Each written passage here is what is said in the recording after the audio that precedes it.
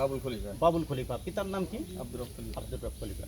এই যে এই ভিকটিম পরিবার, খাদিজা সুলতানা, বয়স 21 বছর, তার বাবার নাম খলিল মিয়াজি, মাতার নাম হচ্ছে আপনার খুরশিদা বেগম।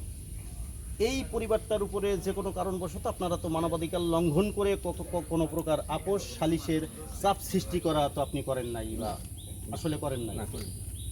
কথাই বলিনি আমি, টাকা হাতে শুনে দেন টাকা। আপনাদের সাথে সম্পর্ক বা যোগাযোগ বা সেই পরিবারের সাথে আপনাদের কথা বলা বলি নাই কত বছর আসলে ডিস্টেন্স?